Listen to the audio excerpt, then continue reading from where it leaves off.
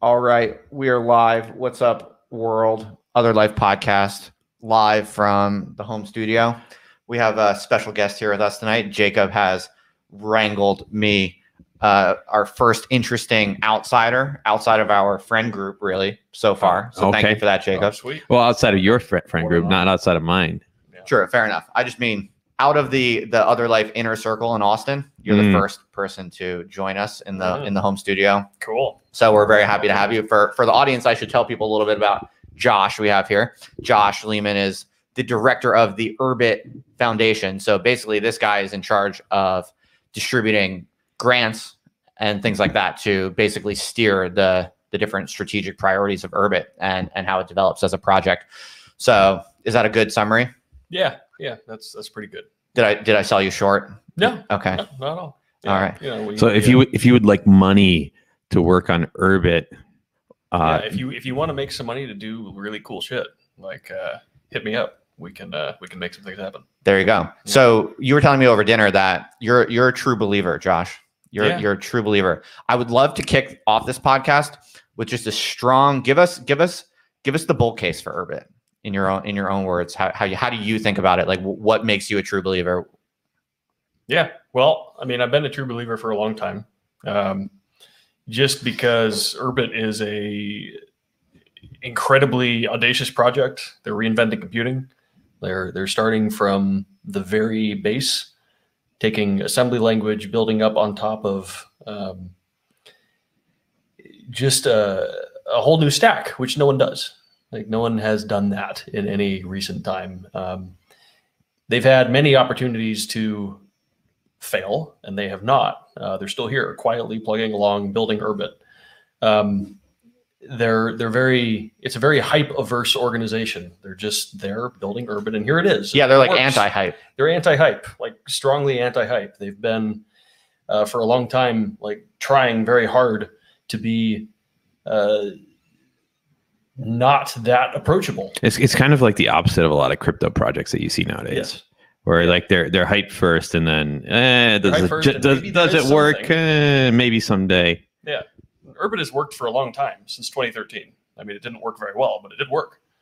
And then over the course of that time, it has been working better and better and better as the mental model has gotten better about how to build this crazy thing that is Urbit. Now it's at a point where there's a product that exists on Urbit that hundreds, thousands of people use every day. The whole Tlon organization is basically run on it, and there are many more that are as well. I don't even know how many communities. So they're not using Slack at. There's Tlon. no Slack. No. Okay. Thank God they're not using Slack. I used to use Slack. That's why I didn't get any work done. Tlon, there's a saying that, and I'm going to forget who actually said it, but that the software that an organization builds ends up resembling the organizational structure of the organization itself. Tlon is all about calm computing, which is the kind that does not annoy the shit out of you and bug you all day long. And Urbit is that kind of software, and they're that kind of place to work at. They're calm. We quietly get things done. And they're so privacy centric that you don't even know how many users you have. That's correct. We don't have a way to really calculate it. We're working on it. I released a grant today to allow anyone to run a program on their ship that will count up the total number of messages that have been sent in a time period in a group, which is our way of saying if we can get enough people running this and giving us some information about what's going on throughout Urbit, then we can have an idea of what's going on, and hopefully people will give us that. But otherwise, we really have no way of knowing. Right. Yeah. So give us some unhinged futurism. Jacob can chime in here, I'm sure, also. Like in an ideal world, on any timeline that's relevant, like a world that adopts Urbit, what does that world look like? It's a well, I think it's a quiet takeover. Okay. Right? So it's a slow, gradual thing, and then all of a sudden everyone's on Urbit, and it's like you didn't see it coming. We don't exactly know when the tipping point's going to be, but people are moving there. They're there now. Some have been there for a long time. Some have been there not very long, but it's definitely growing. Do you have any sense of the dynamics, like any numbers or metrics you can give at all that indicates a sense of the proportions? Yeah, I mean, I notice about 4 to 5 new groups a week. They're public, at least. I don't know how many private groups there are, and there isn't any way of knowing that at all. But at least people that take the time to advertise the group that they've made, there's a few of them every week. That's quite a bit more than there used to be. The problem we're having now is that originally there was one main group. It was Urbit Community, and the software landscape was built such that when you got into it, it encouraged you to join this group. And we used the number of people in that group as an indicator of roughly how many people were on the network. What we're noticing now is that that group is starting to quiet down a little bit, but many other groups are taking off. There's tons of activity and all kinds of them all over the place that aren't Urbit Community. And this is actually what we hoped would happen, is that Urbit ends up forming like these little archipelagos of different scattered societies that start building up, and whatever they're doing, we don't know. So that's pretty lit, right? Well, like the idea that, like, if you have a private group on Facebook, like Facebook definitely knows you exist, and they definitely know. It might say private on the label, but Facebook definitely knows every message that you've ever sent. Yeah. But a private group on Urbit, like Urbit, the organization, like you with your inside knowledge, your God's eye view of Urbit, or at least you could get that. That there's no way for people at Urbit to know about the private groups on Urbit. No, there's no technical way. And that's the secret sauce. So correct me if I'm wrong, but it seems to me that in a world where Urbit gets mass adoption, what I envision is it's sort of like, it's basically this super private kind of alternative internet. And there's an Urbit Substack, there's an Urbit Twitter, there's an Urbit Facebook, there's basically an Urbit version of all of the things we now associate with the internet, but it's in this highly robust, highly private way. That's just on a totally different networking model, like basically a different kind of internet. And that's probably how it starts. That's how it starts. Okay. It starts that way because those are the models that we have to work with. It's the same way that email resembles mail. In fact, it's got mail in the name. It actually doesn't really work like mail. It has an inbox, which is a really good way of, thinking about what an email inbox is. Right. But it's very different than a traditional inbox. But we have to latch on to things that we have some relationship to. So I think it starts by resembling existing mediums of communication that we've seen. We don't exactly know where it's going to go, though. There's a very different feeling about using social software that you actually truly own and no one can take away from you and is never going to go anywhere unless everyone unanimously decides to just stop using it. Like, it can't disappear. So that actually just leads intrinsically to different ways of interacting because there are things that you're just no longer worried about. And it's hard to describe without actually using it. But there is something qualitatively different. So the examples would be like fears of being doxxed, which are pervasive in the public web today. This type of problem would kind of go away, and it would change the psychology of creating and interacting. Yeah, fears of being doxxed is one, in the censorship things. But even more subtly than that, it's just like the fear of impermanence. So much of what you do in any kind of cloud environment is, there's always this feeling of, well, I don't know how long the service is going to be here. And if it's a Google service, it may not last very long. Getting all your YouTube videos erased. Well, I think one of the worst things about the current internet is not the impermanence or the permanence, but the lack of visibility into how permanent something will be. Like the lack of say. Yeah, like if you post something on Twitter, if it gets, Twitter's not very searchable. It's hard to even like pull down your own timeline and search it.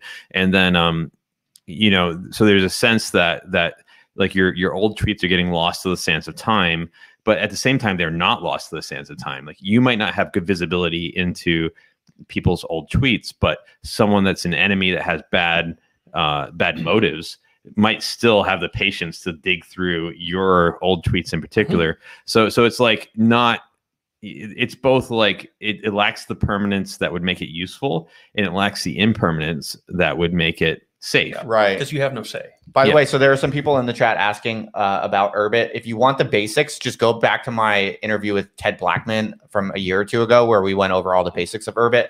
We're not going to go over the basics. We're just kind of talking about where Josh thinks it's going. And, there's more and more documentation now. So if you I put links in the show notes to Urbit. You can now get your own hosted ship. They make it very easy to do that.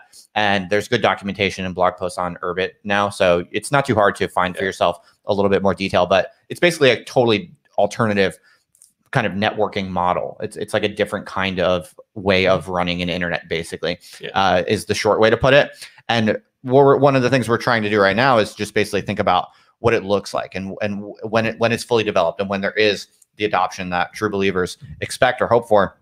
I'm trying to think through what that involves. And it's like the problems that Jacob's addressing or pointing out right now. It seems to me that it's like in an ideal world, Urbit is basically this it's basically like a highly customizable kind of interface where it's like, instead of logging on to an internet now where you have all these different websites, right? You have these login credentials for Facebook, for Twitter, for YouTube. And then there's all of these weird accumulated UI and experience problems that people complain about, like not being able to find your own tweets, all this kind of chaos and kind of undesirable aspects. I'm imagining that a fully developed, mass adopted Urbit is kind of like, I log onto Urbit and I basically have all of these different things that I like and want and do, but in this highly highly customizable sort of interface where it's integrated and my privacy slash publicity is defined in these like highly precise ways to my liking. Is this like, am I asking too much for it, or am I over idealizing it, or am I on the right track? It could be that. It could be. It's definitely not there today. Right. The model, just the model for a network application existing is totally different. Today, when you use Facebook, Facebook runs Facebook, and then you access it through your browser. On Urbit, everyone runs Facebook, assuming Facebook existed on Urbit, which it doesn't. But if something like it did, Furbit, Facebit, Facebook for furries. We'll call it, no, let's not do that. Yeah. So if this thing existed, the way it looks is everyone is running it, and their version of it is talking to the other people that are running it. And the fact that you're running Furbit and I'm running Furbit is how we're able to communicate, is because we're both running the same program. So you're not really running, like instead of logging into a service, what you're really doing is running a protocol. Yes. Like so you're defining protocols and interfaces. For defining networked protocols. Yeah. Where the networking has some primitives built into it, which are identity, right? A strong sense of identity, where you can verify it through the same encryption that you use for Ethereum or Bitcoin.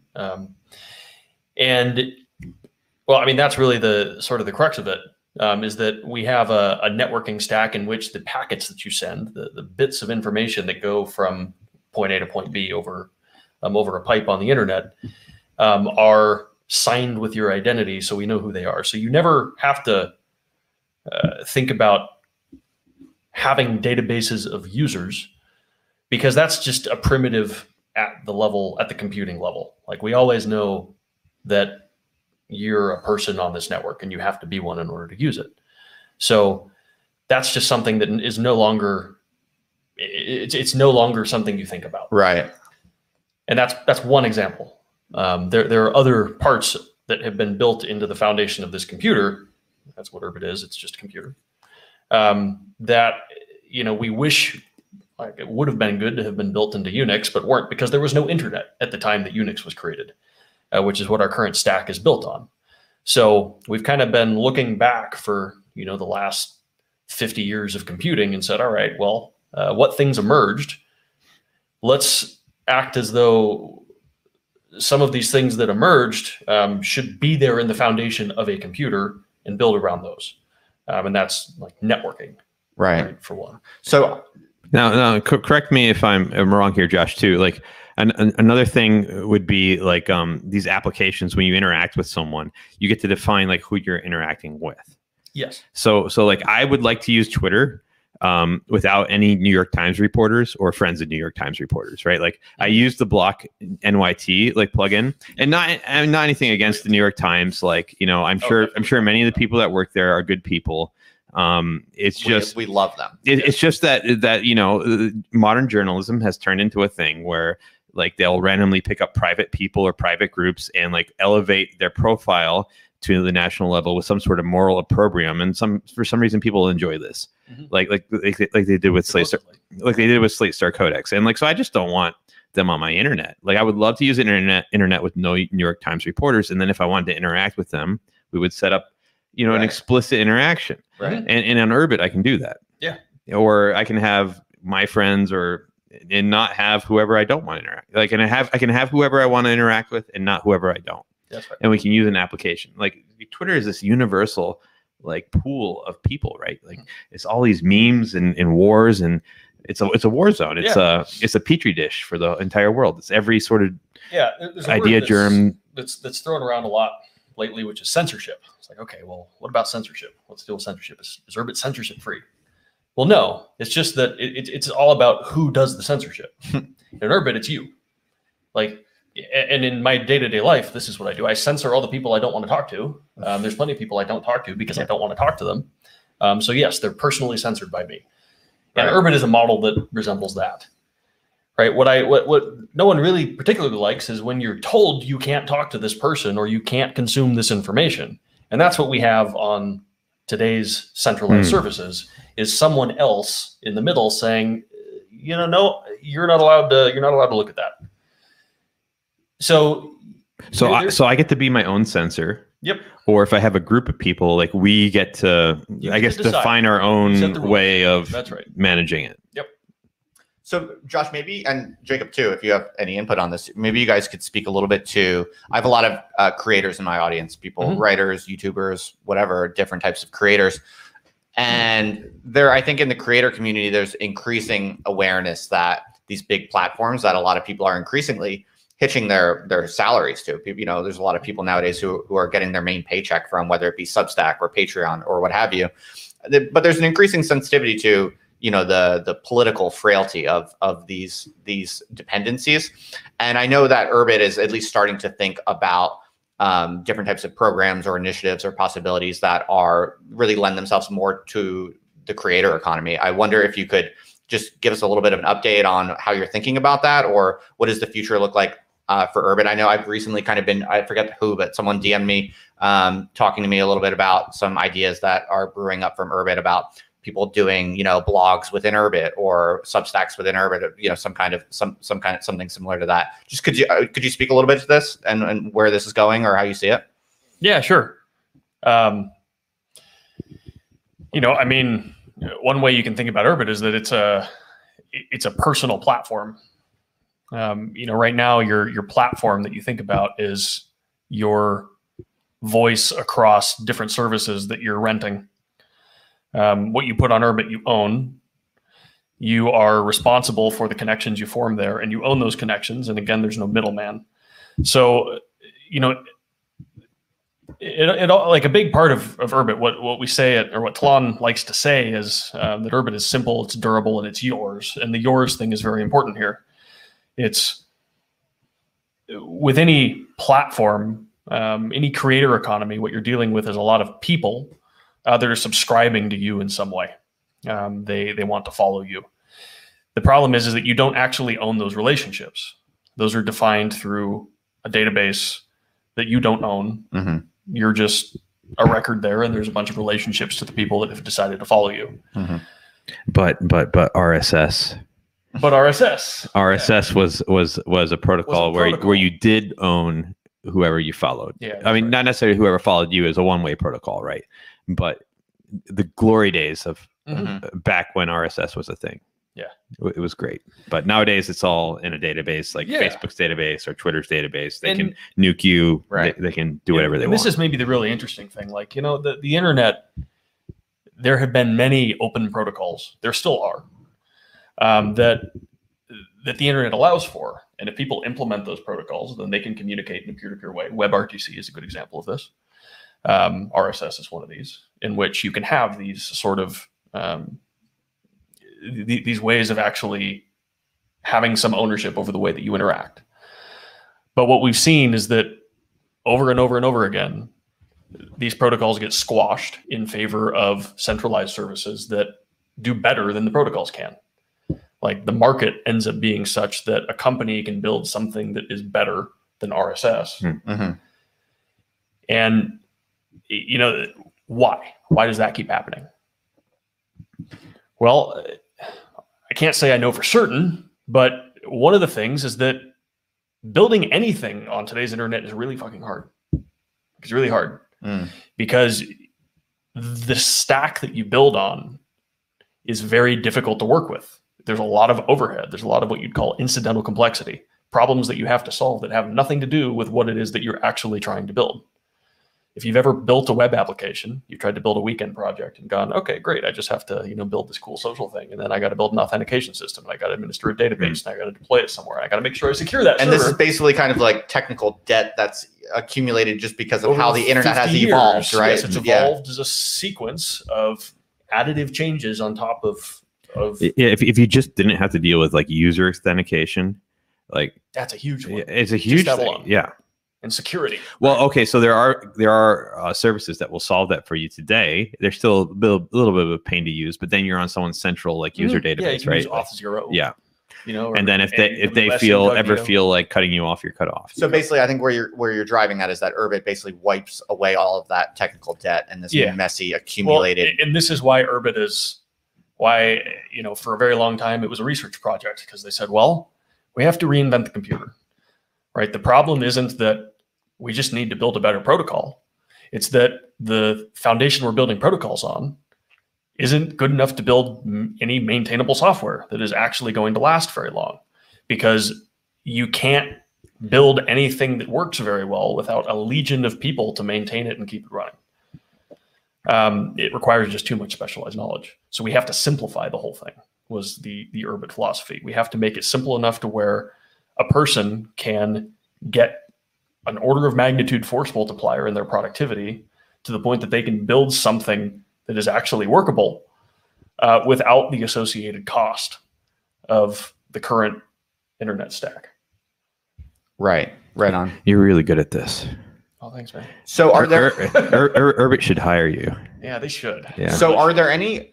Give us a snapshot, if you would, of. Are there creators who are super active on Urbit as we speak, who are doing all of their main kind of publishing and creation, whether they're writers or I don't know, whatever different types of people you might have on there.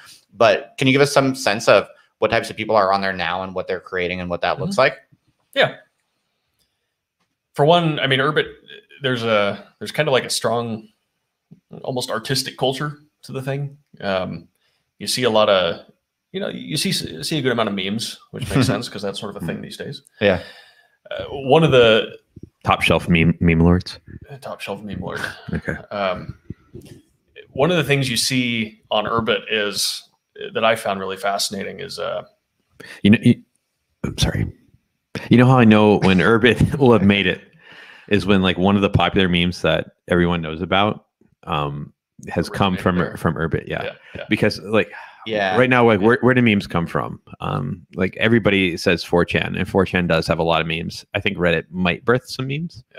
I think Twitter might even birth some memes nowadays, but for sure, when we start all swapping an Urbit generated meme, like nobody will say it came from Urbit, but that's when it will have made it. In the future, they're going to be entire departments that study the origins of memes. Meme archaeology, it's going to be a thing. I'm sorry, I interrupted you. You were talking about something cool going on in Urbit besides. Well, just something cool that's going on is the artwork around identity. Urbit, there's this simple thing, like if you're using Urbit, you get when you have a ship, you have a name. It's human pronounceable. It looks like nonsense, but they're actually pretty easy to learn because they're human pronounceable. So I'm Wolruff Podlex. I'm Hatrix Last Stud. There you go. Right? Are you the last stud, Justin? Yeah, and that's pretty badass. Isn't that's it? pretty good. Hatrix Last Stud. Yeah. Wow. I am the last stud. I'm the last alpha of the normal public web. So they're fun. Yes. Right. Now they come with the designers at Tlon are really brilliant. They created this way of mapping the Urbit ID. Each of one of these is just a number into what they call a sigil, which is a little graphic that's generated based on the number. And every one of them is unique, and they're kind of cool looking. Yeah. And so there's this huge amount of emerging artwork that involves incorporating these sigils into different kinds of visual representations. There's someone on Twitter you can find, Talkrex Holpen, is their Pat P, as we call it, their Urbit identity. who's done all of these pen and ink drawings that have they're all female figures that have this, sort of black face with a sigil in white onto it, and they're pen and ink, so they're all black and white. And each one of the characters is very unique. That's actually my avatar in Urban, is the one that was done of me. And they're just these hand-drawn drawings that this person's done. Right on. So that's one element of it, is the fact that people have identities on this network and they build art out of it. Right. Now, can I ask you a question? Yeah. All right. So if you sold your Urbit sigil as an NFT, would that be? Which it is an NFT. Yeah, but if you sold it, I guess on a different NFT network, one of these ones that people are using to sell them on for Ethereum to auction, right? Like, would that be the equivalent of selling your soul? Yeah, basically. Yeah. So I just seen a lot of people on Twitter trying to sell their souls recently.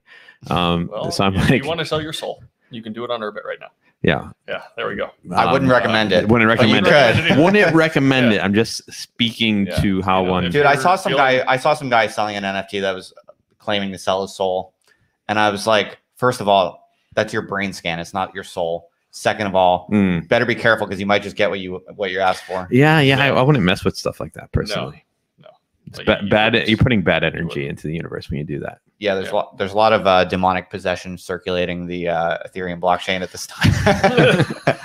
Well, the internet is made of demons, especially Twitter. Yeah. Are you a God-fearing man yourself? I am. Yeah. Yeah. Not as much as this guy. I mean, are there quantities with respect to There's that? always spectrums. Are there? Yeah. And what about writers? I know there's like, do you know Crypt? I do. Yeah. Yeah. I did like an interview for him. He was doing some series that was like, it was like Urbit exclusive interview series or something like that. I didn't quite crack what the larger project was, but that's an example of some kind of Urbit exclusive content creation stuff going on. So I was just curious. So Crypt, I know of Crypt. I haven't met him. So Crypt, if you're watching this, I would like to meet you. Shout out to Crypt. He's a long time. Is that his Twitter handle? He's a supporter of the show. I like Crypt. I'm grateful for his support over the years. Is his Twitter handle something like Ngrim? That guy. Yeah, that guy. I know him as Not Web, Not Bud. Okay. But he has a group on Urbit. It's one of I think it was the first paid group, where in order to be a member of this, you need to be paying a monthly fee. Okay. And so this is one of the models to your sort of original question before I went off on my tangent about sigil art. This is one of the models that's formed. There's a private group, and there's original content that's published in there, and there's some interesting person at the center of it, in this case Crypt, who maintains the things and makes sure that the group is actually engaging and that there's stuff going on. There's actually quite a few there's a few groups like this that have this sort of characteristic. So does he have the power to like kick people out of the group? Totally. Okay, so Great. He has the power to make other people admins that can also do the same thing. And is the paywalling, is that taking place within Urbit, or is that a kind of side thing? That's outside for Yeah, because we don't have any native payment rails in Urbit yet. But you're working on it. We're working on that. That's the Bitcoin integration? That's Bitcoin integration. Okay. Yeah. And so this is something that Pindet Timmet, also known as Christian, also known as Bitcoin Sign Guy, has been working on for a long time. It's why he came on there. Was, he's got this whole shtick, which is sound money deserves a sound computer, where sound money is obviously Bitcoin and sound computer is obviously Urbit. And so for a very long time, he's been working to marry the two. And when I came on, one of my first projects was to make this whole thing come to life, was to figure out how to take some preliminary work that had been done by Norsur Torin to get the Bitcoin RPC API done, but then to actually take that and turn it into an integration between a Bitcoin full node and an Urbit. So the two can communicate in such a way that actually respects what Bitcoiners care about, which is maximal security, ideally maximal privacy, which you can only really get if you run your own full node. With the Urbit architecture, so that the two actually speak the same language and work together. And we've built that. We have basically the foundation of it laid to where Bitcoin, you can hook up a Bitcoin node to your ship. Everyone could do this if everyone ran a Bitcoin full node. Everyone's not going to do that though, because running a full node is kind of a pain in the ass, and it costs a good amount of network bandwidth. and know-how. But what we built was a way for you to run a full node and then provide access to that full node to other people. And when you do, it gives them the capability to still have maximum security. There's no private keys ever touching the system, being shared anywhere. And in privacy, though, you don't quite have it maximally because you're trusting the person that's running the full node for you with public addresses, but never your root public address, which is what is called a ZPub now, formerly an XPub, which is what's used per BIP32 to generate and up to 2 to the 32, 4.3-ish billion addresses. So this is just like any other light wallet. Like any other light wallet. Yeah, so you can be a light wallet host or a light wallet user on the Urbit ecosystem. Yeah, that's right. The key advantage here is that when you're using Bitcoin, for one, your Urbit ID is actually your Bitcoin address. It can be. You can actually use a hardware wallet or any other Bitcoin address if you want when you import it. But your Urbit ID also provides a Bitcoin address. It's the Urbit wallet, or the Urbit ID is an HD wallet, so it can derive any number of different cryptographic addresses. It's several different Ethereum keys that it generates out of the box, and we extended it to also provide a Bitcoin one. So I can pay people with Bitcoin on the Urbit network without dealing with those big long, without dealing with addresses. Yeah, you're just paying people. And it's going to generate a new address each time. So you're trying to get maximum Bitcoin privacy to the extent that Bitcoin can. Yes, that's right. Yep. Slick. It's pretty sick. Yeah. Who did that? So there's a guy he goes by Timluck Miptev. He left Twitter because he's fed up. You can find him on Urbit as Timluck Miptev. Okay. He built he's the one that actually implemented this whole design. And he did a fantastic job. Sick. It's very sick. Yeah. It's very good. And he's become something of a Bitcoin expert in the process, and a Hoon expert in the process. And I actually hired him, and now he works at the foundation with me to guide additional people to build more projects on Urbit. He's a very good person to work with because he's actually built some really non-trivial stuff like this, and can really provide a lot of good feedback and mentoring on how to build applications here. And I think there are a few writers, right, who have kind of defected from some of the public platforms, who maybe they're kicked off or maybe they're pushed off, or like the person you just mentioned, they just kind of fed up with it and they want this more pure form of networking. I'm curious, like, for people who do right, like that guy Spandrel, right? Weren't we talking about him before? Yeah. So this like blogger guy who I guess is all in on Urbit now.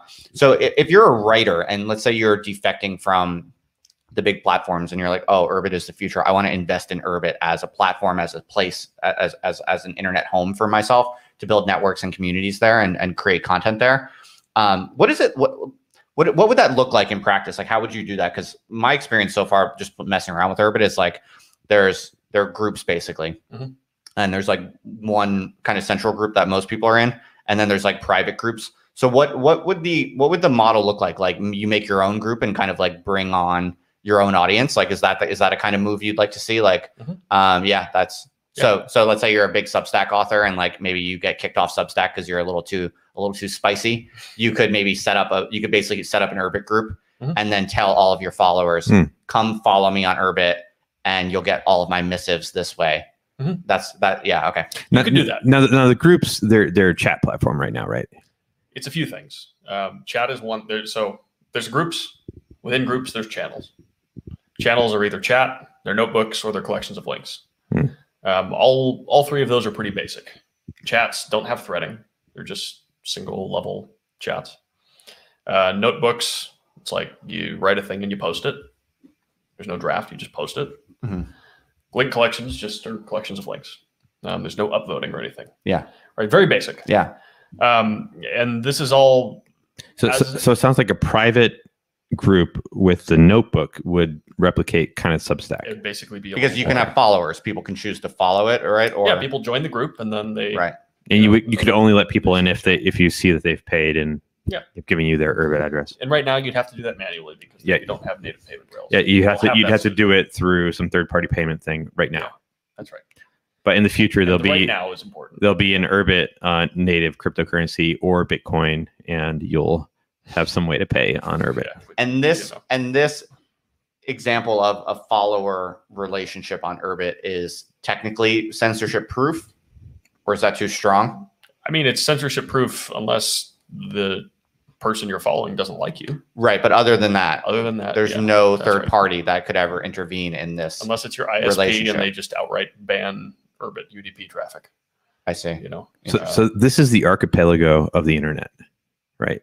Like this is we're splitting we're forming these private networks that are truly private and individual. Well, it is interesting. I mean, I am starting to see in my own mind a little bit. I'm starting to see the long-term bull case for Urbit a little bit more in recent months. The more I've thought about it, because it does seem to me that the big social platforms are on this kind of uncontrollable death spiral. Like it does seem like the big social platforms will become more and more politically captured, and they will become less and less desirable. And there will have to be at a certain point a mass defection. Especially, I mean, I'm always personally thinking about the intellectuals. I'm thinking about people who are really seeking the truth, or whether that be in art or science or philosophy. Those people who are really trying to figure things out as radically as possible are going to have to, at a certain point, defect from the big social platforms, I suspect. Well, and these big social platforms, like I think the people that have founded them and that run them, like a lot of them are pretty open-minded people. Like I don't think Mark Zuckerberg wants to censor the internet. Totally agree. It's a systemic thing. But but there's so much pressure brought on these guys, like from within the organization, from without the organization. It's part of the culture. It's totally structural. And it's in something. But the more pressure that's brought on them, the more people that are squeezed out of the existing networks. I think the bigger the audience for something that you truly own. Something I saw on Twitter the other day, which I think you'll appreciate, Justin, is okay. So Reddit is supposedly masquerades as this collection of communities where people can host their own community and have their own thing going on, but they really, really care about current year sexual politics. Like more than like that is something, like if you don't agree with current year sexual politics, you're not allowed to be on Reddit. So the gender critical feminists have been kicked off. They were kicked off like 3 or 4 months ago. But the Catholicism subreddit has received warning messages where they've been talked to by the admins because they're like, you guys have been like not LGBT friendly enough. And some of the things you've said, like they sound kind of, not woke. And, it's our Catholicism. They've been around for 2,000 years. They've been saying the same things for and there's a lot of them, there's like a fucking billion Catholics in the world. And if Reddit takes the step and saying like already the mods of r/Catholicism, they're like, okay, guys, you have to really watch out. If you talk about like church sexual teachings, you have to make sure it's very mild, don't say it in any sort of offensive way. Like you can tell, like they're not, this is not their community. Like they're hosting their community in a hostile space. Like, wouldn't they prefer to host their community in a space that they owned? And not only might they prefer, but soon they might have to. They might have to. Yeah. Like, I mean, I want Reddit to kick the Catholics off because that's such a huge group of people. Like, if you censor 10 people, like you can crush them. You censor 1 billion, you haven't censored them. They're just like, you schismed, right? Right. I wonder if that's actually, now that I think about it, I wonder if that's one of the reasons why there's a particularly notable Christian contingent in Urbit. Well, and it's also, maybe. It's unprincipled, right? Because like the radical feminists agree with the modern politics, like 98%. But the Catholics agree with modern sexual politics, like 20%. But it's just the fact that it looks worse to persecute the Catholics than the radical feminists.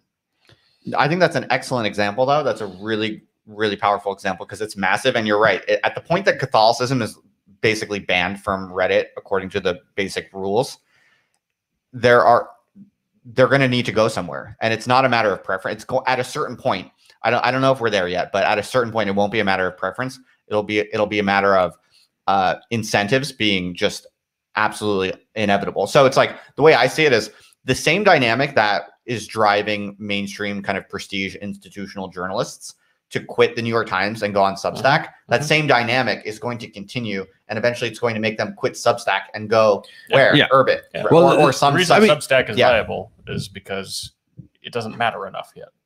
Well, it yeah, will. Like the guys that run Substack, they're very principled, and they're like, we don't want to censor our platform. But when enough pressure is brought to bear, it's out of their control. If it's just possible capitalism. to at the end of the day, the only way that you get to have what they want people to have is if you control the network.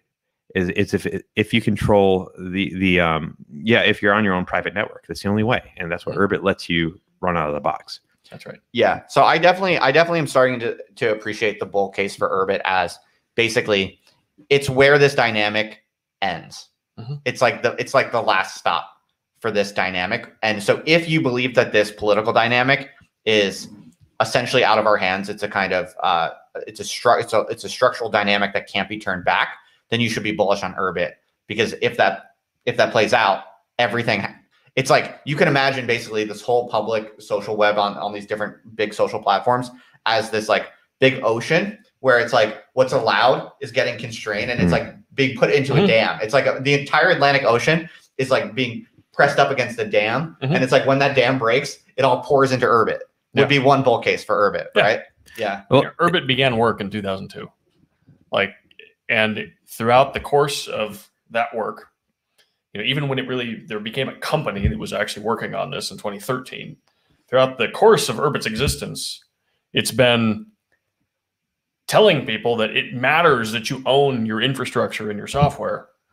People saying, what? No, it doesn't. It's fine. Everything's gonna be fine. Right. Like, no, this thing's slow. It doesn't work well. It's like, okay, yeah, sure. But it will. And when it does, it's really gonna matter that you own it because 2020 is going to happen, and it did, and we're seeing what happens now, and it's going to keep happening, which is why we're going to keep working on it. We're not, Urbit is not at the place where it can replace Reddit, it can replace Facebook, it can replace Twitter, everything right now, but it is going to be there. We do need help to get it there. It's the right infrastructure, it's the right set of principles to build this kind of thing. And it'll be there whenever we're ready. Basically, it's voice versus exit as a strategy. Like if you think about the intellectual dark web, why is it called the intellectual dark web? Well, it's not the dark web, right? It's people like the Weinsteins and and James Lindsay or someone on Twitter trying to appeal to people in their own language and saying, like, I know the culture is against us and all of you want to fucking kick us off the internet and hurt us in every way you can, but you shouldn't do that. And they're trying to convince people to to restrain their dark impulses.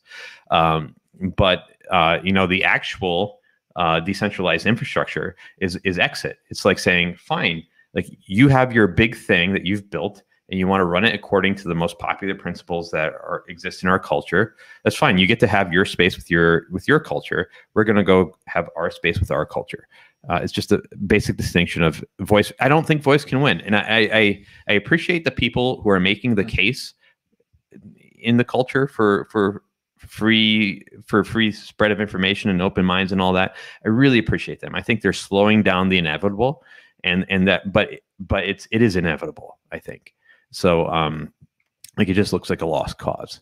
Yeah, it really does. So you're exploring Austin as a possible place to settle. What are your impressions so far? Well, so far, pretty cool. Got to be on my first podcast. The podcast capital of the world right here, Austin. Yeah, that's what I hear. We got Joe Rogan. We got Alex Jones. We got Tim Ferriss. Joe Rogan, Alex Jones, Tim Ferriss. First of all, that's like 100 million people audience. Yeah, that's some overlap, right? And then Justin Murphy, where you have like the top quality audience of like any podcast in the universe. Yeah. Thank you, Jacob. I appreciate that. It's very kind. I think I would say the average IQ of my podcast listeners is significantly higher than all of those, probably. I bet you the additive IQ of your podcast listeners is higher than than all of those. All right, let's not be snotty now. Let's. Well, we got some 4-figure. It's all. I would say it's a bit of a bimodal distribution. Let's be perfectly honest. With all due respect to my comrades on YouTube, some of you are not exactly known for your extremely thoughtful posts, but we'll focus on those of you who give us very thoughtful posts. So keep those coming. Yeah. So other impressions of it. Yeah. Where have you been so far? What have you done? Yeah, I haven't done much. I've mostly been working throughout the week. Right. I'm staying fairly central down by First and South Congress. One first impression is that everything is very brown because everything died very recently, I think. Yeah, the Great Freeze. Yeah, there's a lot of sad cacti. Snowvid. Yeah, that doesn't turn you off from moving here. Like, oh, maybe the grid is fucked. Maybe I should stay away from here. Someone told me, I don't know, I have no idea if this is true or if I'm spreading gossip, but someone told me the other night that Elon's like moving out. I don't know if that's true. He's here. That seems bullshit. Like yeah. You don't buy that much land and then just move out. That factory is being built, man. It's not like the Nikola plant. Yeah, I was hanging out with. I don't want to throw shade on anyone, but I was hanging out with. I won't use names, but actually no. Good job. Good job. No, never mind. I won't go there. Never mind. Yeah. But how about Jacob? We were in this clubhouse chat the other night. Mm-hmm. You remember that? Which one? The chat for God. The one that I chased Naval out of. No. Oh, that was funny. You want to tell that story? Actually, I don't know. I just I think I just. All right, I want to hear it. I think I just questioned Naval about some spiritual issue or made a counterpoint, and I think he was having much more fun hearing himself talk and having people fawn on him, and maybe he had been there for a while too, and so he decided to leave. No, he's cool. He's funny. It was I think more coincidental, but it was kind of funny. Like he was, we were doing this chat, and it was me, my friend Marin, who I do this other podcast with called Chat for God. And it just so happened it wasn't arranged or anything. It was just me and Marin doing it on Clubhouse, and Naval jumped on, and it was just the three of us for a little while. And he was talking a lot. He's a smart dude. I love listening to that guy talk. Totally more than welcome to. And then like Jacob, I invite Jacob on stage and a couple other people on stage. And I think it was more coincidental than anything. But Jacob basically gets on stage, makes like a strong, because Naval was mostly arguing against religion and. He was against organized religion. Yeah, right? And Jacob comes on stage and made like a pretty fire point. It was very well articulated, and then and then Naval just left. Yeah, well, wow. I think the thing is, no, I'm sure it was a coincidence. I was speaking to the Christian worldview and the Christian tradition, and I think just some people have like a very poor opinion of Christianity and its worldview, and because they've been exposed to a lot of like dumb and closed-minded Christianity, and there is a lot of dumb and closed-minded Christianity that's very shallow. But the tradition goes back to 2,000 years to some very smart people. Lindy as fuck. Yeah, well, and like the kind of people like you read some of these like old theologians. I'm reading right now Saint Irenaeus on the apostolic teaching, but after him like Saint Basil, Saint Gregory, like these guys they were trained in the finest Greek schools of their day.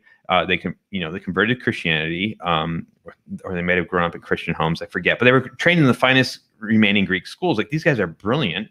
And had they lived a few hundred years earlier, we would remember them as like the peers of Socrates and Plato. Right. But they were within the church, so only church people know about them. But it's like Christianity is not a dumb, simple religion. Like all the major objections to it were made that people make today were made 1,800 years ago, and they were answered. And there's some very nuanced responses to them, but you make them, and people hear like some fundamentalists like screeching at them, and I think that's what happened with Naval. He's like, you just said the word Christian, I'm out.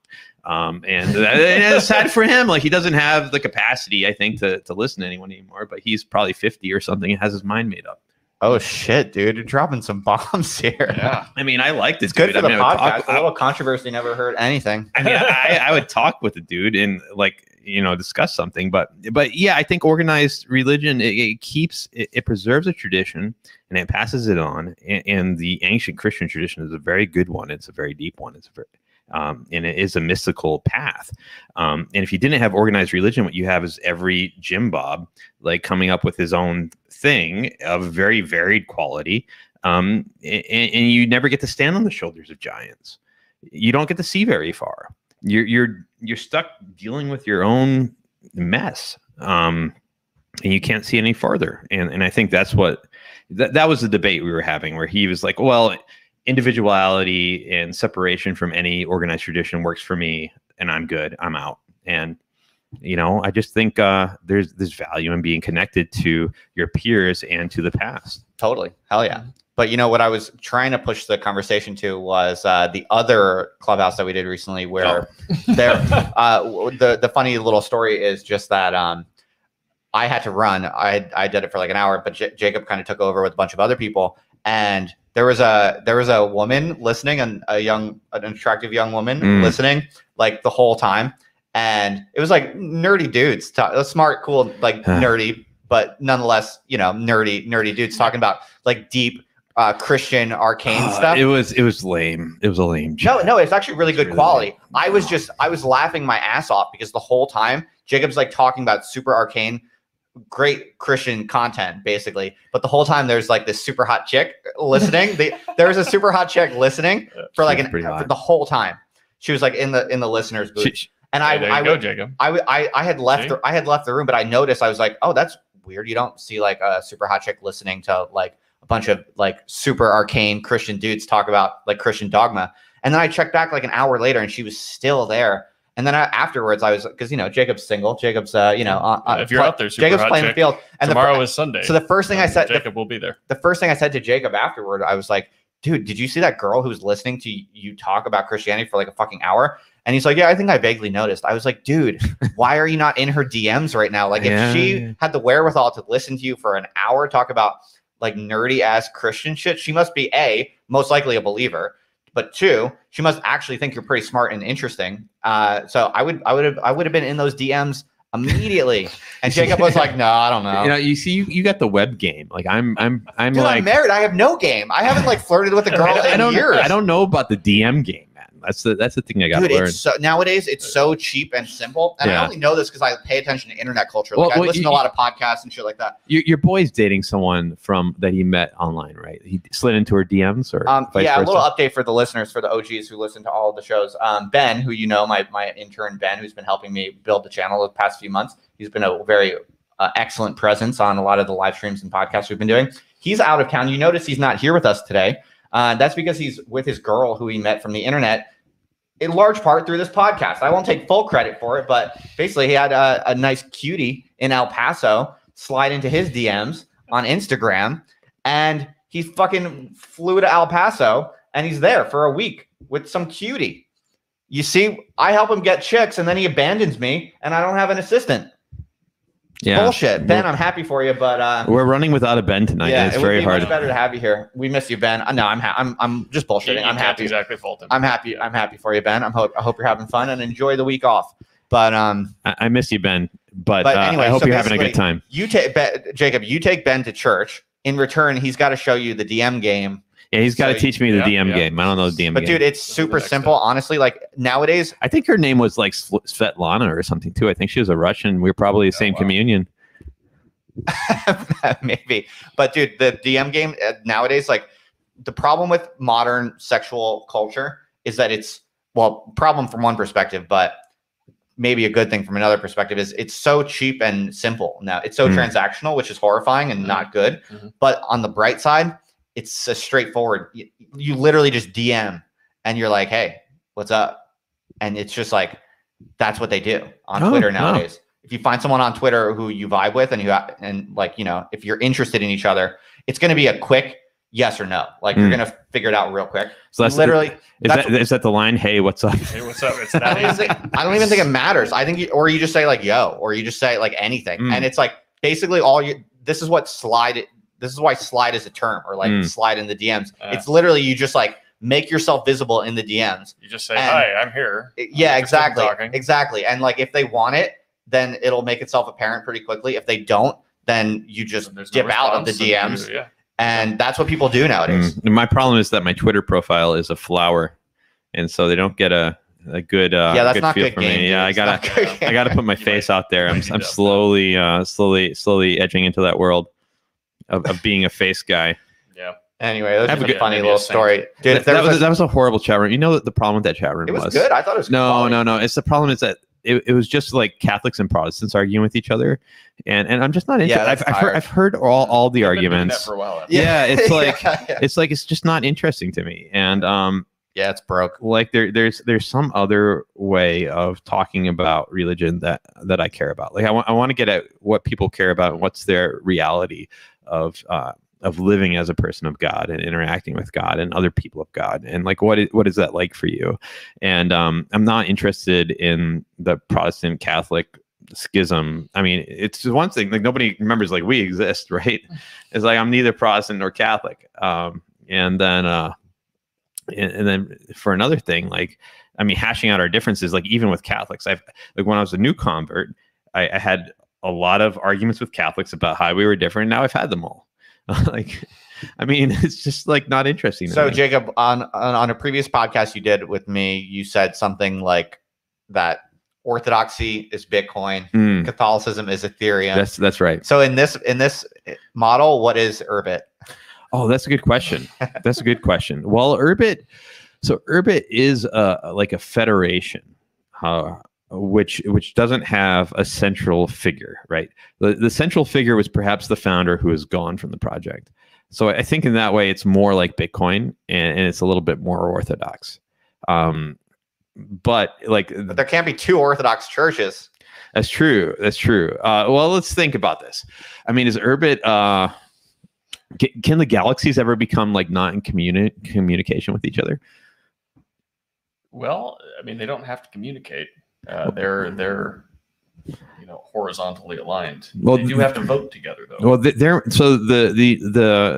address space in Urbit is more of a network infrastructure, right? Like they don't really interact. They don't see the content. They don't know about the content. Like the content layer that might be politicized is separate from the infrastructure layer. Correct. And you can freely move around throughout the infrastructure. But the infrastructure could become politicized.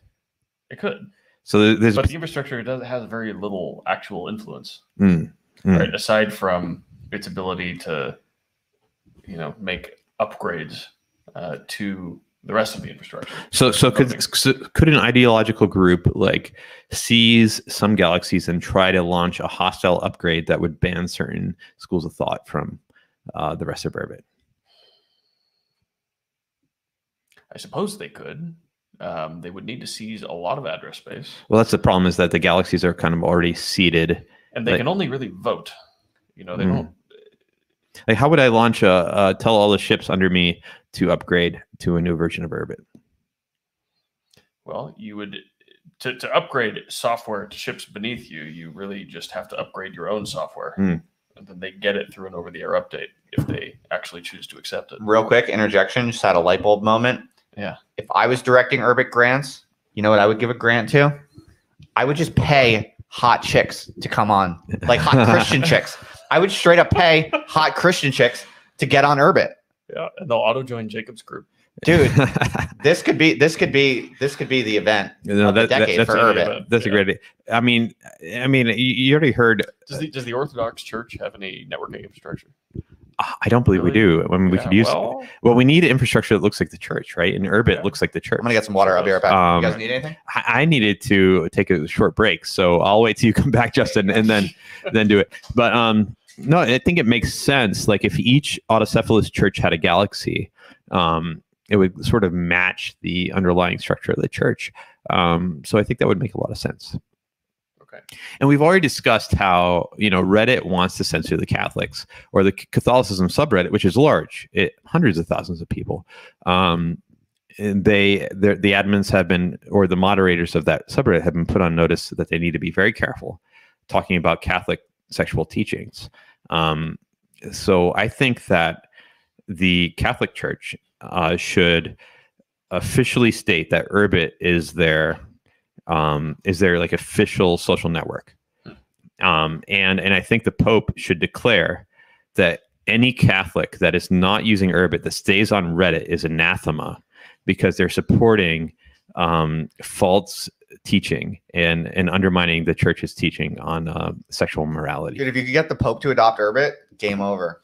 I think it should be a papal bull. It should be ex cathedra, that the Pope should declare that every good Catholic who wants to stay in good standing with the church, should move over to Dude, Urbit. you laugh, but you know what? Honestly, like I could seriously imagine someone making a case. I mean, you know how enterprise sales works, right? It's like very high touch. Yeah, we need like enterprise sales for a very different kind of organization. I really think it's actually not crazy, right? I mean, if Catholicism is literally going to be banned more or less from Reddit, you could absolutely get a legit enterprise sales type of operation where you go around and you actually try to network up, make those relationships with fucking the Vatican, and you're like, you're getting banned off Reddit. Well, just sign up here. Like, just give a little bit of an endorsement to in whatever way you can handle, in whatever way works for you. Like, you can do this. There can be just a whole Catholic galaxy. It's not crazy. I really think you could imagine that being that's just a high touch, high investment kind of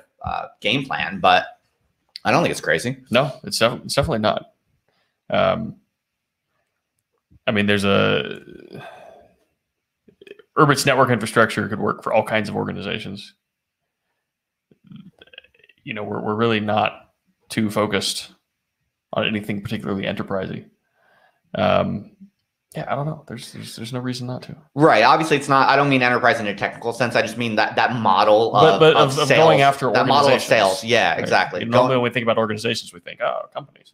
Right. But not, the Catholic Church. That's yeah. By enterprise sales, I just mean it would obviously be a massive investment. It's like you'd have to like fly someone to the Vatican, and you'd have to like put people on this as a full time project. But it'd be a big right, big lift, but worth it. But imagine that's a client if there ever was one, right? There sure is. Yeah, they're going to be around for a while. Yeah. So far, the judgment for you, Austin, you see it as a place you could live. Maybe not. It's a place I could live. Yeah. It reminds me of where I grew up, but bigger. I grew up in Chico, Northern California. Oh, okay. It's also a college town, just a smaller college. Small city. Urbit's totally remote, so you can be anywhere, right? I can be anywhere. Do they ever do IRL like staff things or? Well, they used to. Yeah. I mean, they used to not be, full remote, but they had people that worked in Australia and out in Europe and Canada and all over the place. But there was a base of operations. It was in San Francisco, and they had I know one meetup before I was here, where they all flew out to the same place and got everyone in from all over the world. But there just has not been the opportunity to coordinate anything like that because we're not quite at the point where the world is open enough to get everyone in one place. So if you don't settle in Austin, what would you guess would be the place you would settle? What's the runner up so far? Brazil is a big runner up. Yeah. Yeah. Those pictures look nice. Yeah, Brazil's nice. It's probably super interesting to live in a place like that. Yeah. Yeah. I mean, it was interesting just because the country everything is new. The culture is new, the language is new, the people, they interact totally differently. Just everything you see is different. The architecture, the plants, the animals. So it's like one big adventure.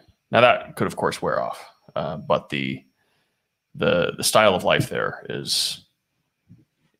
it's very community oriented, tightly knit. People still live with their families, and the families are big, and family really matters still.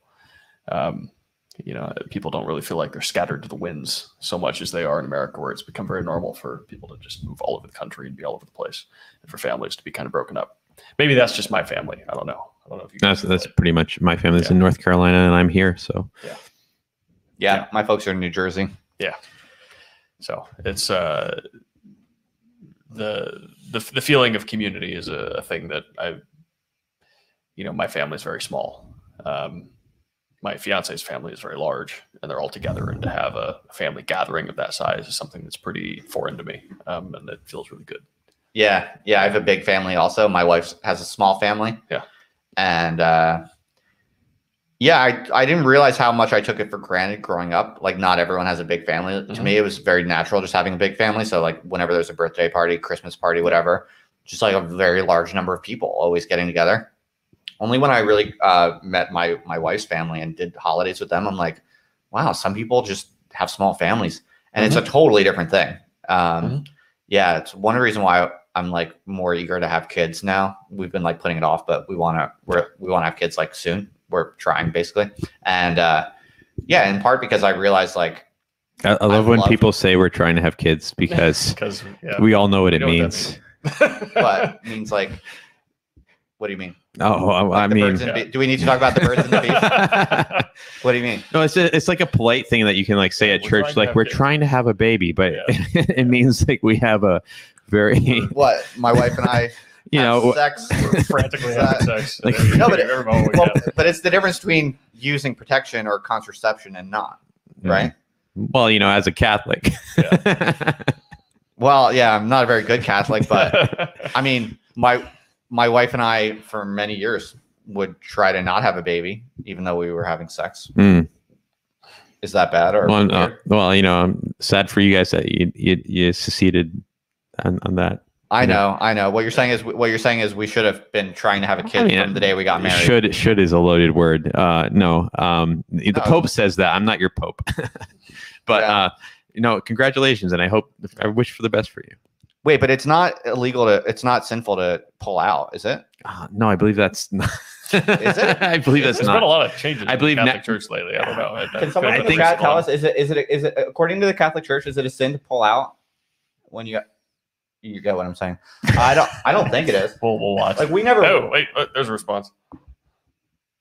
No, there's a bit of a lag. It'll come in a minute. Okay. All right. Yeah, I don't think it's bad to pull out. Like if you're married and you don't want to have a kid yet, it's perfectly fine to have sex and pull out. And I know that Catholics practice what they call natural family planning. I don't know exactly what that is. It might be just the rhythm method. You might have to come inside her like as a good Catholic. So like pulling out is kind of like a mini abortion. It might be. Damn. I honestly didn't know that. It's not a mini abortion. Like in Catholicism, definitely non-abortive active birth control is a lesser sin than abortion. But I still think they're against it. All right, I'll look into this. I'm not sure. I honestly didn't think it was bad. I thought it was fair play. But it's fine if you don't. Yeah, you're right. I mean, but you're allowed to use natural family planning, which you must come inside her. But at the wrong time of the month. At the wrong time of the month. Yes. I mean, that seems like a cope, dude. That seems just as bad as pulling out. I mean, take it up with your bishops, man. Like we don't have the rules that you guys have. Yo, Pontifex, hit me up, bro. We gotta talk this out. At Pontifex. we gotta sort this out, bro. My homie Francis.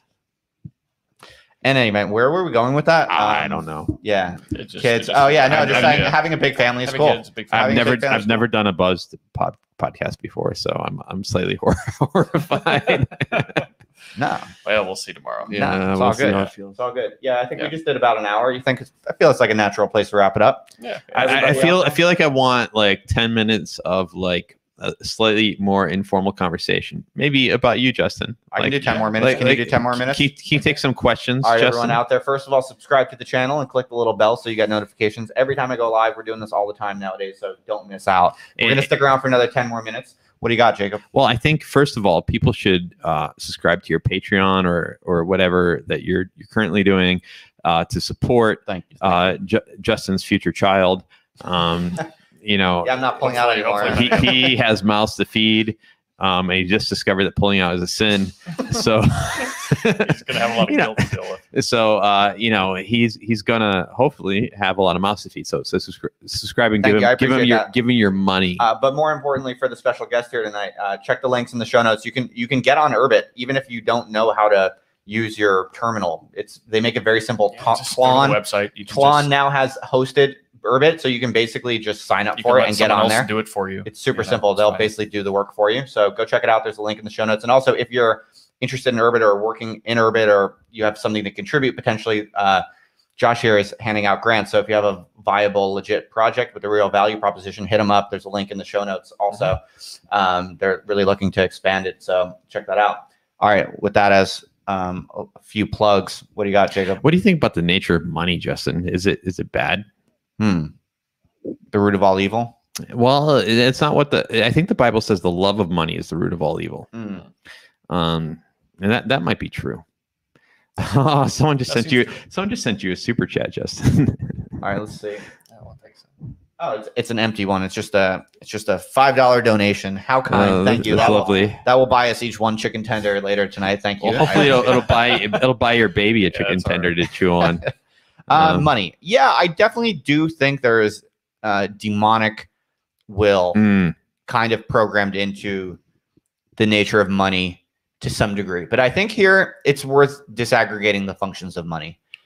I think the classic evil that is attributed to money in the famous Shakespeare quote, and in much of culture, is more it's not the store of value. I think the store of value aspect is non-demonic. This is I'm riffing here. I haven't thought about this deeply, but I think the hard money store of value function is not so demonic. There's miser.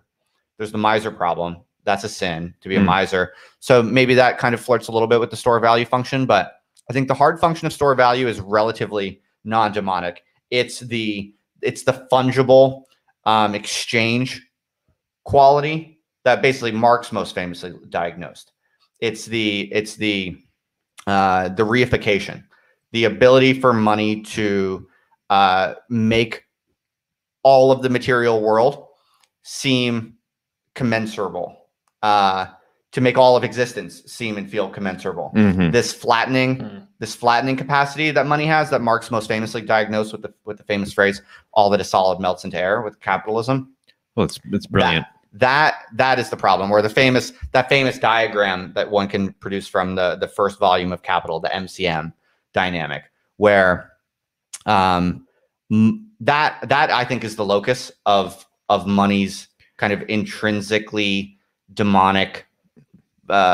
There's an intrinsically demonic seed. Well, I think that mindset is actually it's a false mindset, right? The idea that everything is fungible because that has a monetary value. It's not true. Like this room right here, it costs a certain amount to rent. All the equipment in it costs a certain amount. So a money-minded person would say, like, this room is worth X. But the fact that we're here now and we're getting to use this particular room and we're making something in it, like, that's non-fungible. Like, to some extent, like you never see the same river twice, right? Like, right. So there is a non-fungibility of experience. But money does have this effect of making it seem as if nothing is. Yes. If you believe that, then I think you are thoroughly possessed. And there is that temptation to demonic possession. And do you agree, though, that there's something intrinsic to money that does that? There is a weirdly powerful force that money, as a technology, as a form of exchange, it has a way of inculcating the world with this perceived sense of radical fungibility, radical commensurability. Yeah, but you look at, I mean, I think it does spread that ideology, but I just think it's false. And that is where the demonic comes in, is getting you to believe something that is not true. Because if everything was fungible, then the richest people would be the happiest and it would be monotonic, right? But that's clearly not true. Like, Johnny Depp is like a fucking mess of a human being, and he makes tens of millions of dollars for every movie he does. But he can't buy happiness. You know, he spends $10 million a year on, like, wine, and like another $10 million on drugs, and he does a $100 million movie and he blows it all in 5 years. And then he hits rock bottom again and again. And he's like, where's my happiness? I can't find it. And it's because happiness is actually non-fungible. You can't actually buy it. I'm tempted to, but I think that money is not demonic. My theory is that Mammon, the demon, is actually parasitic on money. Like that is the base layer that he uses to corrupt people's hearts and minds. That's my take on it. You have any takes here, Josh? You don't have to. Yeah, well, I mean, money is for expressing value, and it's for exchanging for value in something. If you love money but value nothing, there's just an emptiness there. It's almost like it's something that needs to have a channel through it onto some other greater end. And if you don't have that, then your will gets kind of locked up, or it goes nowhere. I don't know if that makes sense. Yeah, definitely. I guess I just think I want to interrupt. We have a second super chat. I think it's just important that we read it because sure. They're special. We can also come to it at the end of this conversation. Okay, because it's about Urbit, so we're gonna pause it. I got my eye on it. Okay, cool. I mean, what I want to say here is that two things. One is that it's probably power is the real general root of the evil at hand here. In some ways, money is the most general form of power. In some ways, it's like an advanced form of channeling, measuring, distributing, exchanging, and calculating, manipulating power. Can be well exercised. Yeah, like it can be used for good things when there's a purpose to the power, right? But it can also be used for essentially nothing other than its exercise in and of itself, which is sort of the same as with money. Yeah. So the problem is that both of these are tools for accomplishing something, but that there needs to be a meaning. There's a meaning to life, and that's something you need to define. And if you neglect to define it, well, then you end up bitter and resentful, as right? So person would say. Can I want to talk about the Girardian nature of money. Preach, brother. Preach. All right. So money is a negotiated pact for how we deal with things that many people want, that everybody wants. Like everybody wants whiskey, right? Clearly. So we decide that whiskey is worth $20, and so you have to give up something that everybody else wants in order to get this thing that everybody else, the things that many people want. Because how do you decide who gets this bottle of whiskey, right? Like there's billions. I decide. There's billions of people in this world. So we have the system of money to deal with fungible things. Fungible things are those things that are desired by very many different people, but can only be consumed by a few people. They're rivalrous, particular goods. Now, I think there are many things that are not like this. And when you, and to get to your point, Justin, when you see the world as being composed of only other people's wants, that you're competing with them for the thing that they want, then you're in a very zero-sum world, and it's all about money. But there are things that nobody else could want, because they're very particular. Like your experience of your wife. When you two are alone, like that's particular, right? It's something that nobody else will ever experience, and it or I mean, not even necessarily. Okay, go on. It's like, but when you're just hanging out and you're enjoying each other's company, right? Gotcha. Or right now, like me with you two, like this thing. Like I can't even describe it. The audience is gonna love it. If I was going to describe this as a product, like getting to be in my spot on this podcast as a product that I could sell. First of all, I can't do that. That's magic, right? I can't give you this experience. And second of all, it wasn't that great. It was pretty good, but it wasn't a peak experience of my life or anything. But this is you're never coming back on this podcast. This is a particular thing that can't be desired by the 7 billion people in the world, so I can't sell it. But money does lead people to think you can buy and sell it, anything. That's the problem. That's the root of evil I'm trying to focus on. That's exactly right. If you get money, you can have anything.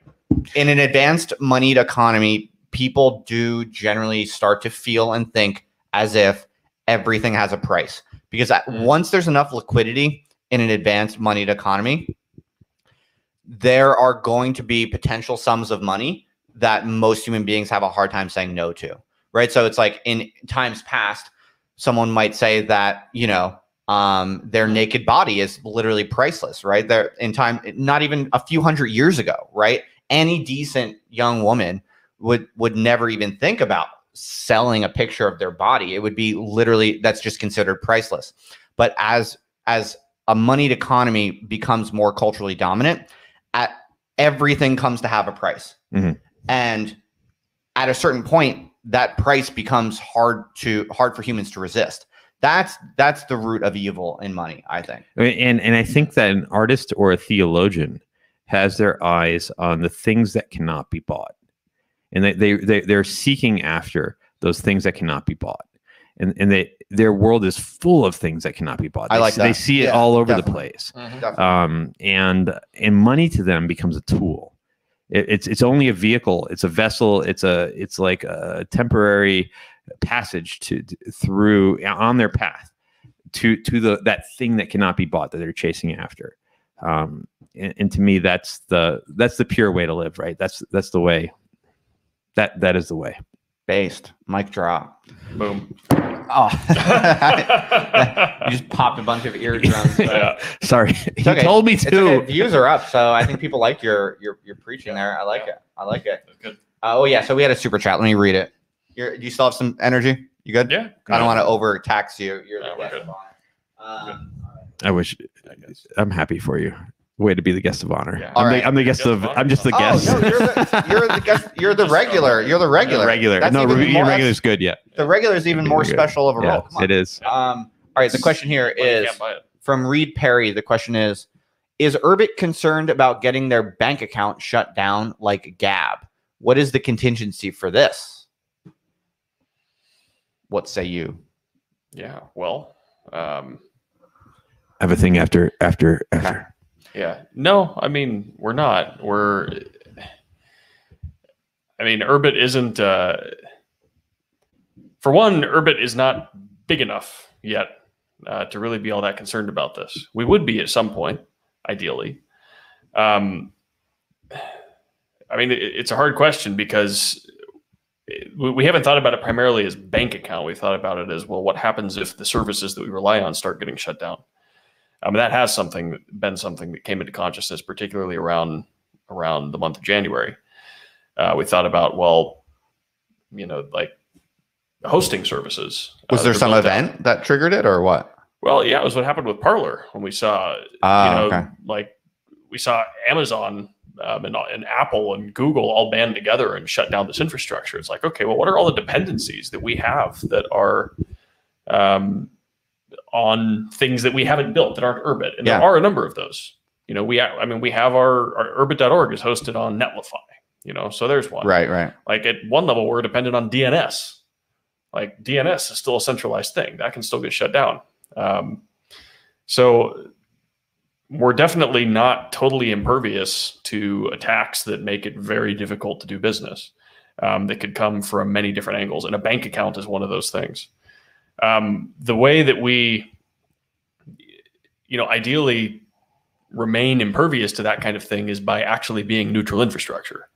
We are not trying to be an escape hatch from the internet of censorship. That is one potential use case of Urbit, but it is not necessarily the primary one. We're personal computing, which just means that it's a computer that you own. You own your social graph. And once you start using it and doing things with it, no one can actually know what you're doing with it. So we can't know. Like, part of the problem with things like Parler, for instance, is they got a very big reputation for being this haven for people that had alternative political views, generally of a specific breed, and they had shit security. And so everything got hacked, and it was very obvious exactly what was going on there because they're the exact same kind of platform as everything else, which is something that can be hacked. And all the information is in one place. We're not that. There isn't a way to hack Urbit. You can get a hold of someone's keys, and you can get a hold of what they have, but not everyone. You can't even know how many users you have total. No, we don't even know. Yeah. We don't know what people are saying. We don't know what. We don't know how many people are on Urbit or using it every day. You probably also have relatively very little info on the individuals, right? We do. Yeah. We don't know who they are. Right. Unless they dox themselves. Right. And most people don't. There's all kinds of people I talk to all the time, and I have no idea who they are. Yeah. They're just some planet. So you're significantly less vulnerable than something like Parler for these reasons. Not completely and fully invulnerable, but significantly less vulnerable. Yeah, it's always possible for someone to decide that Urbit poses a threat because there could be all kinds of activity going on there that's very nefarious, and there certainly could be. It's just that there isn't really a way to find out. Right. And we do not want to align ourselves with any particular. We're neutral, and anyone can use this for their own personal computing. That's it. Right. It's like, what's the politics of Unix? Spelled UNIX or EU. Which Unix is actually a play. This is interesting, though. So it sounds like you must have done at least some kind of, as a team, some kind of contingency planning. You're thinking a little bit. So we thought about it. Could you give us a glimpse of that? Yeah, like in a worst case scenario, like what would I would just like to add one thing, which is the thing I was thinking of earlier, which is that Urbit doesn't have a bank account. Urbit is also very correct. Urbit is a protocol. Urbit is email. Urbit is RSS. Urbit is Bitcoin. Urbit is just an open source or maybe project, right? Urbit is BitTorrent, where all these things like people have been opposed to some of these protocols at various points in time, but they're very hard to shut down. Yeah. Like the point of Tlon, the company, is to launch Urbit. So at this point, if Tlon was killed, it would significantly hurt Urbit or slow it down. But still, there are people working on Urbit that aren't at Tlon. Right. So that's right. If Tlon got taken down, it wouldn't take down the Urbit network. No. Right. I mean, it would slow development. It would slow it down. Right. Like we wouldn't be able to pay our GitHub bill. Right. Although we could definitely sell a star or two and then pay our GitHub bill for like the next 2 years. I mean, we have people working now on Urbit that get paid nothing.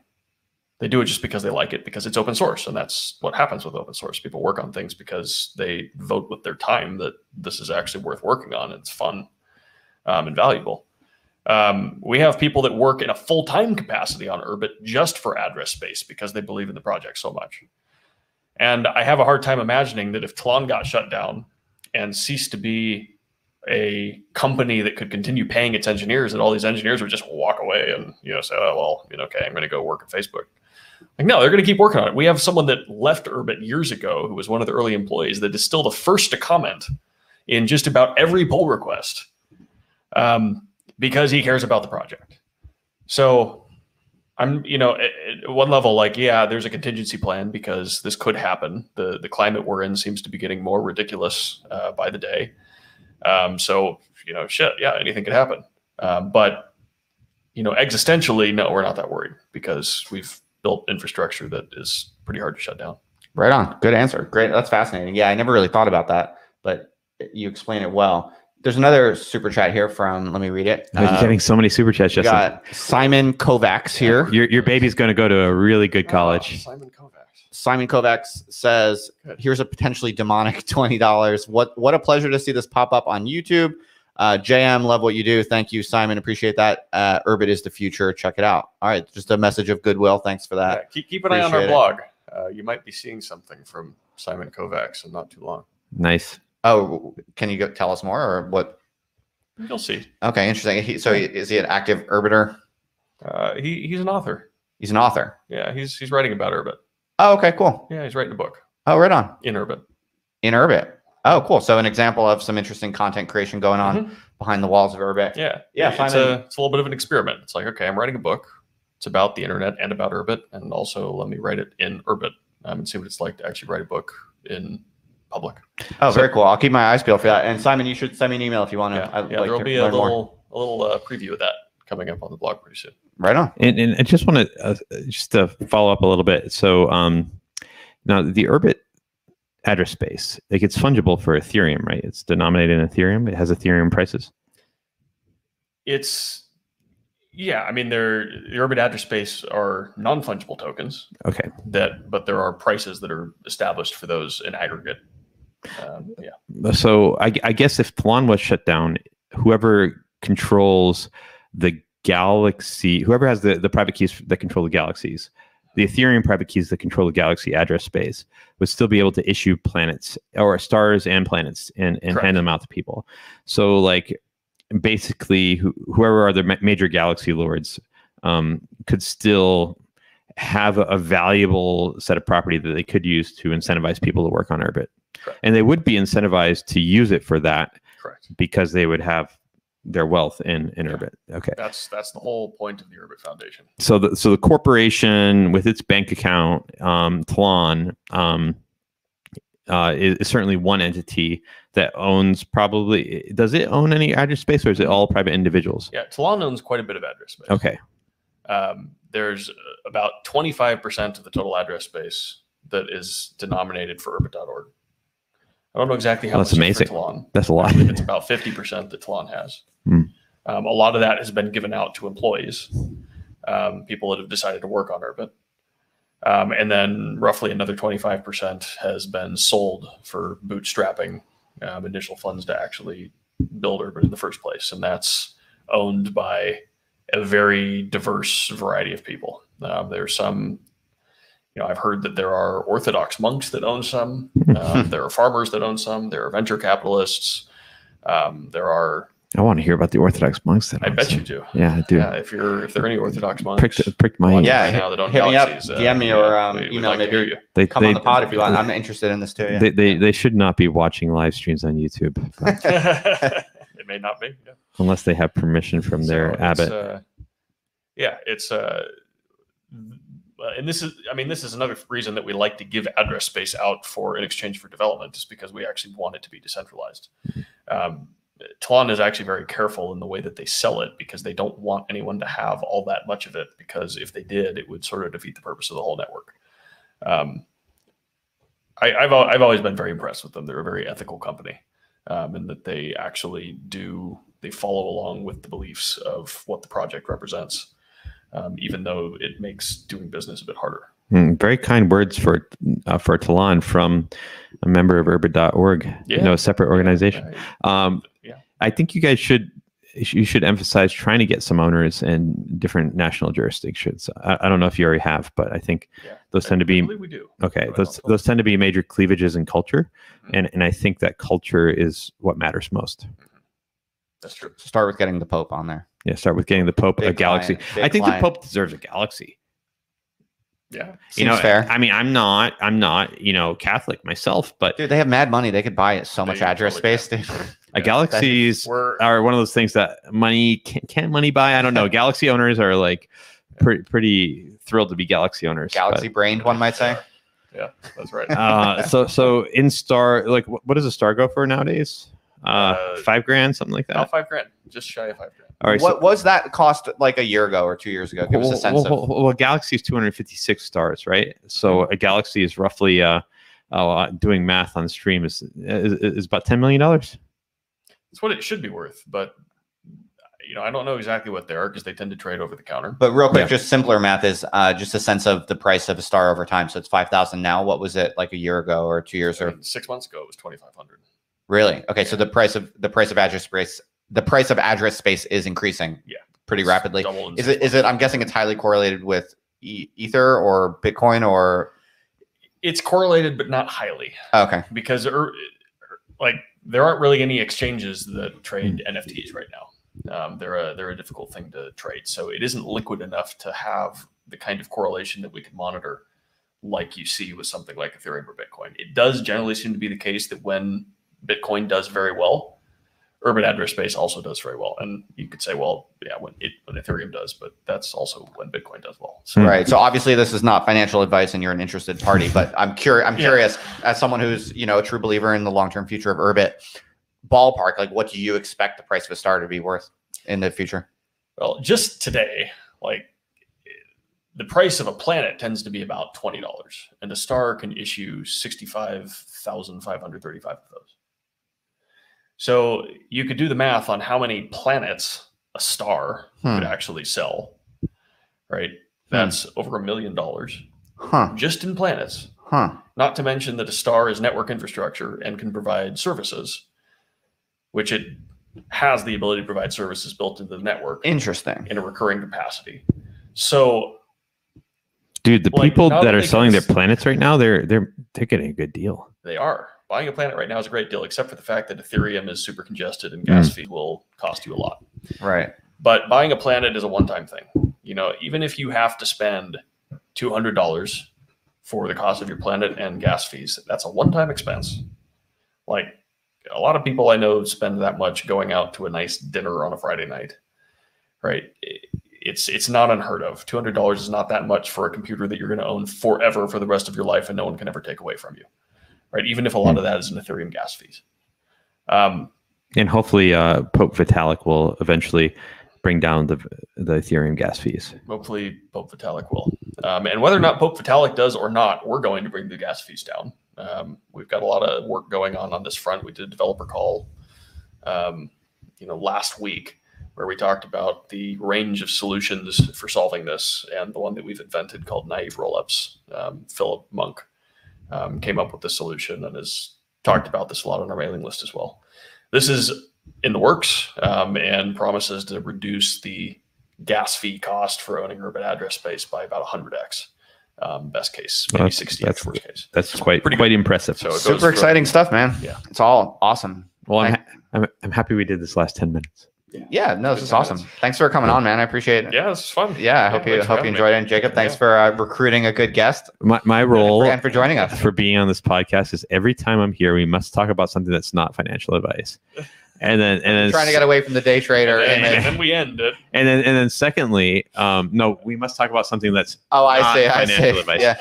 And then secondly, we must get to an hour and then have me say like a little bit more time, and then and then 10 more minutes, and then go for 30 more minutes. All right, this is the Other Life Podcast. Thanks for hanging out, everyone. Subscribe to the channel, click the little bell to get a notification anytime we go live. And yeah, if you're interested in getting on Urbit, it's now super easy. There's a link in the show notes. You can just use Tlon's hosted Urbit service and get on with no problem. You don't have to use the terminal or anything crazy like that if that's confusing to you. And yeah, if you're interested in contributing, this is the guy who hands out grants. So there's also a link to more information about that if you want to get involved somehow, if you have something valuable to offer.